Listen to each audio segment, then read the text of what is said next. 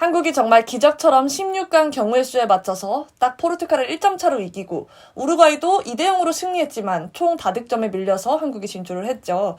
아직도 실감이 나지 않고 너무 행복한 것 같아요. 또 G조의 경기가 있었는데 이것도 한국이 16강을 올라가더라도 브라질을 피할 수 있는 경우의 수를 준비했었는데 브라질이 카메룬에게 1점 차로 패배했으나 스위스가 1점만 더 내고 승리했더라면 1, 2위가 바뀌었을 텐데 정말 아깝긴 합니다.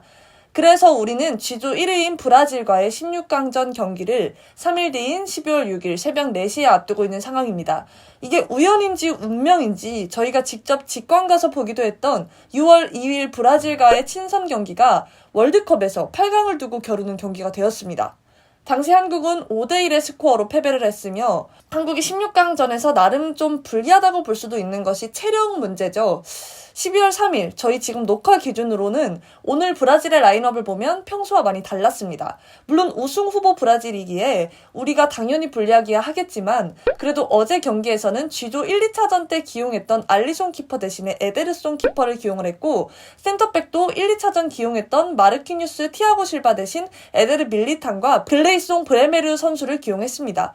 물론 네이마르 선수는 부상 이슈 때문에 결장했다고 하지만 1, 2차전과 3차전을 비교했을 때 마지막 3차전에서 선발로 나온 선수 중에 1, 2차전을 뛴 선수는 프레드, 에데르 밀리탕 선수 정도가 되겠습니다. 즉 브라질의 치치 감독은 16강을 확정 지어놨기에 자신이 생각한 1군 선수들 대신 1군이 되어도 무방하나 1, 2차전에서 선발로 못 뛰었던 선수들 위주로 구성했다는 것이 눈에 띕니다. 즉 우리나라는 풀전력으로 뛰었기에 3일 뒤에 펼쳐지는 경기가 1군 선수들에게 부담이 갈 수 있으나 브라질의 1군 선수들은 한 경기 쉬면서 어느 정도 체력을 비축해 놓은 상태입니다. 우선 브라질을 카타르 월드컵 최종 명단을 한번 살펴보면 골키퍼에는 알리송 키퍼, 에데르송 키퍼, 워베르통 키퍼가 있겠고요. 한국과의 친선 경기 때 선발로 나왔던 키퍼는 워베르통이죠. 하지만 최종 명단에 뽑히긴 했으나 1, 2, 3차전 전부 선발 출전은 불발되었습니다. 그리고 알리송 키퍼를 중요한 1, 2차전에 내세운 것을 생각해보면 아마 우리나라와의 경기에서는 알리송 키퍼가 나올 가능성이 굉장히 높다고 생각이 됩니다. 수비수에는 알렉스 산두루, 다닐루 브레메르, 알렉스 탈리스, 다니아우베스, 밀리탕, 마르키뉴스, 티아고 시우바. 세르비아전과 스위스전을 승리로 가져가야 마지막 경기 때 어느 정도 체력을 비축할 수 있어 전력을 다했다고 생각을 해보면 센터백은 마르키뉴스 선수와 티아고 시우바 선수가 센터백 자리를 차지할 것으로 보이고 우측 측면 수비에는 다니아우베스, 다닐루, 밀리탕 선수 정도가 있겠는데 아마 다닐루 선수가 우측 측면 수비를 맡지 않을까 하는 생각이 듭니다. 또한 16강전을 확실하게 하기 위해서는 알렉스 산도르 선수가 좌측 측면 수비를 보지 않을까 하는 생각이 듭니다. 미드필더에는 브루노 기마랑이스, 카제미루, 포레헤드, 에베르통 히베이루, 파비뉴, 루카스 파케타 선수가 있겠고요. 공격 라인에는 네이마르, 안토니, 제주스, 마르티넬리, 페드루, 하피냐, 히살리송, 호드리구, 비니시우스 주니오르 선수가 있겠습니다. 미드필더와 공격진을 같이 읽어드린 것은 이유가 있는데요. 우선 4-2-3-1 전형으로 나올 것인지 4-3-3 전형으로 나올 것인지 확실치 않기 때문입니다. 우선 두 포메이션 다 자주 사용했으나 원래는 4-2-3-1 전형이 더 유력하다고 봤는데 만약 네이마르 선수의 부상이 한국전까지 돌아오지 않는다면 굳이 브라질이 공리의 배치를 고려할 것 같지 않기 때문입니다. 질 좋은 윙어와 수비와 공격 둘 다 되는 미드필더들도 많은 만큼 네이마르 선수의 복귀가 없다면 굳이 4-2-3-1 전형을 쓸 이유가 없어 보입니다.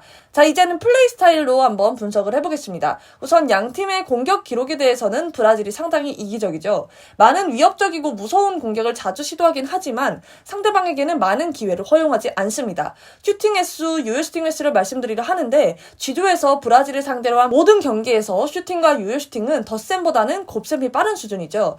우선 세르비아전 슈팅 개수는 4배하고도 3개가 더 차이나고 세르비아에게는 한 차례도 유효 슈팅을 허용하지 않았으나 브라질은 9개씩이나 가져갔습니다. 또 스위스전은 2배하고도 1개 더 가져갔는데 마찬가지로 유효 슈팅은 허용하지 않았고 본인들은 5개를 가져갑니다.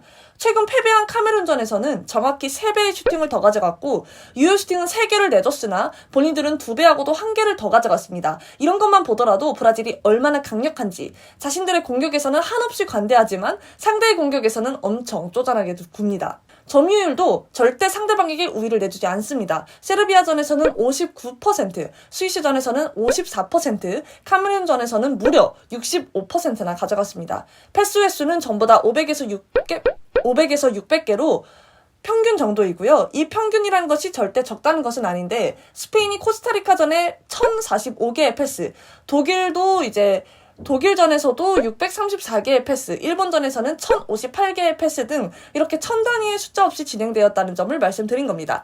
근데 반대로 생각을 한번 해보면 굳이 많은 패스가 필요한가 싶습니다. 브라질은 개개인의 기량이 굉장히 뛰어난 만큼 탈압박에 능하고 드리블에 능합니다. 즉 굳이 패스가 아니어도 수비진을 개인 기량만으로 벗겨낼 수 있음을 뜻하는 거죠. 이는 우리나라와의 친선 경기에서도 알 수가 있는데 패스는 역시 500에서 600 사이인 591회를 했고 그런데도 5대 1의 스코어가 나왔습니다. 이 말은 곧 100회 정도의 패스 안에 한 골이 나온 셈인데요. 패스의 정확도가 당연히 떨어져서는 아닌 것이 G조에서의 성공률 최소치가 86%입니다. 우리나라가 H조에서 최소치가 77%인 것을 감안하면 엄청난 정확도를 자랑하는 거죠. 브라질의 또 다른 특징으로는 월드컵 G조에서 나온 모든 득점은 전부 후반에 나왔다는 점입니다. 카메룬전은 득점 없이 끝냈지만 세르비아와 스위스 이 두 경기 다 후반에서야 득점이 나왔죠. 히트맵으로 넘어가 보겠습니다. 카메룬의 경기에 히트맵은 제외를 했는데 이는 브라질이 로테이션을 돌린 것으로 판단이 되기도 하고 또 세르비아와 스위스전에서는 브라질의 공통된 부분은 확실히 알 수 있었으나 카메룬전에서는 그러한 부분이 제대로 드러나지 않았다는 점에서 제외를 했습니다. 우선 2대0으로 승리한 세르비아전의 히트맵이죠. 경기장 전체를 어느 한 부분 모자란 곳 없이 사용했음을 알 수가 있고 전개를 위해서 중앙선 위쪽 미드필더와 윙어 쪽 라인에서의 터치가 잦았음을 알 수 있는데 되게 놀라운 것은 잉글랜드와 이란 6대2의 스코어로 이긴 경기의 히트맵을 잠깐 보면 공격적인 곳에서의 터치도 분명히 있지만 전개를 위한 수비 쪽과 미드필더 사이 쪽의 위치에서의 터치가 굉장히 잦았음을 알 수가 있는데요.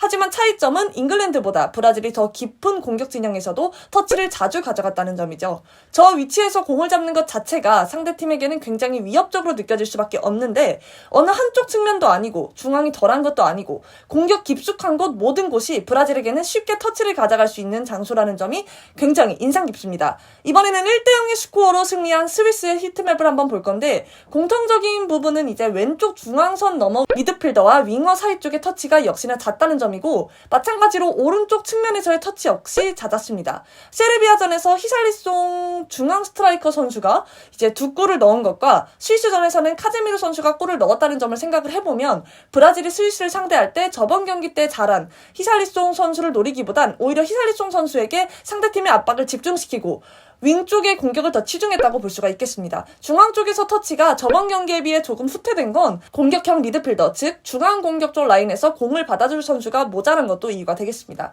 따라서 공통적으로 터치가 잦아 집중적으로 압박을 넣어줘야 할 곳은 이제 네이마르 선수의 부상이 회복되지 않아 4-3-3으로 나온다고 가정을 했을 때 스위스전 4-3-3 라인업 기준으로 왼쪽의 미드필더 그리고 왼쪽 윙어인 파케타 선수와 비니시우스 주니오르 그리고 오른쪽 미드필더 그리고 오른쪽 윙어인 프레드와 하피냐 쪽을 집중 견제하는 것이 중요해 보입니다. 다만 중요한 것은 중미로 나왔던 카제미르 선수가 득점을 했다는 것과 히샬리송 선수가 1차전에서 미친 활약을 해줬다는 것을 고려해서 충분한 압박을 가해야 되겠죠. 너무 무서운 건 스위스전에 비니시우스 주니오르 선수의 옵사 판정으로 골이 취소가 되긴 했으나 지난번 포르투갈전 때 보면 측면보다 중앙 수비에 더 집중하는 듯 보여서 측면에서의 공격을 너무나 쉽게 허용해주곤 하는 모습을 보였는데 그러면 안 된다는 생각이 듭니다.